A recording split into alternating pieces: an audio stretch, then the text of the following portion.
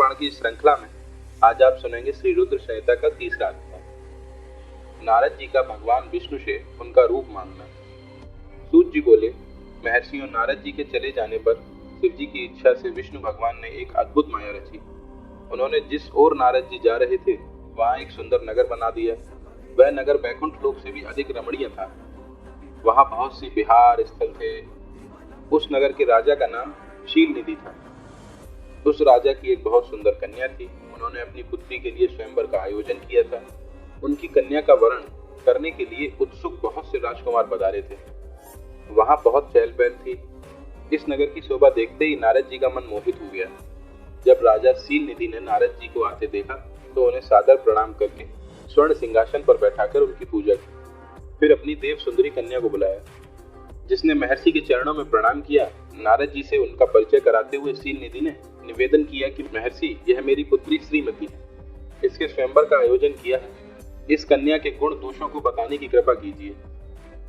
राजा के ऐसे वचन सुनकर नारद जी बोले, राजन, आपकी कन्या साक्षात लक्ष्मी है। इसका भावी पति भगवान शिव के समान वैभवशाली, त्रिलोकजयी, वीर तथा कामदेव को भी जीतने वाला होगा। ऐसा कहकर नारद मुनि वहां से चल दिए।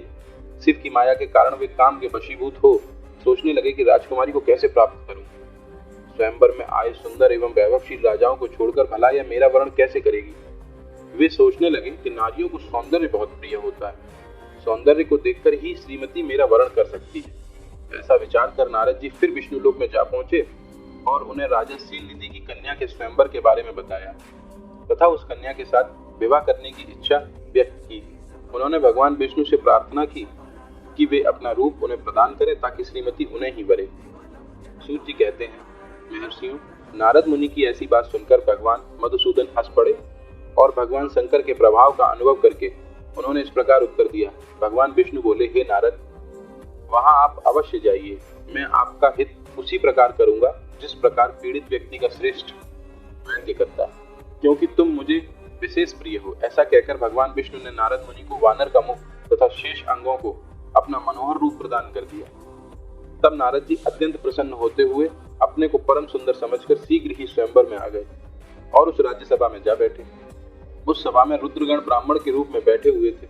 नारद जी का वानर रूप केवल कन्या और रुद्रगणों को ही दिखाई दे रहा था। बाकी सबको नारद जी का वास्तविक रूप ही दिखाई दे रहा था। नारद जी मन ही मन प्रसन्न होते हुए श्रीमती की प्रतीक्षा कर रहे थे। हे महर्षियों, वह कन्या हाथ में जयमाला लिए अपनी सखियों के साथ स्वयंवर में आई। उसके हाथों में सोने की सुंदर माला थी।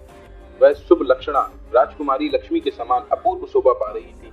नारद मुनि का भगवान विष्णु जैसा शरीर और बानर जैसा मुख देख वह कुपित हो गई और उनकी ओर से दृष्टि हटाकर मनोवांछित वर की तलाश में आगे चली गई। सभा में अपनी मनपसंद वर को न पाकर वह उदास हो गई। उसने किसी के भी गले में वरमाला नहीं डाली। तभी भगवान विष्णु राजा की वेशभूषा धारण कर वहां आ पहुंचे। विष्णु जी को देखते ही उस परम सुंदरी ने उनके गले में वरमाला डाल दी। विष्णु जी राजकुमारी को साथ लेकर तुरंत अपने लोक में चले गए। यह देखकर नारद जी विचलित हो गए।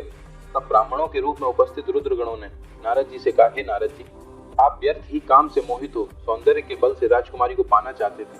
पहले जरा अपना वानर के समान मुख तो देख लीजिए। सूत जी बोले, यह वचन सुनकर नारद जी को बड़ा आश्चर्य हुआ। उन्होंने अपने दर्पण में अपना मुख देखा।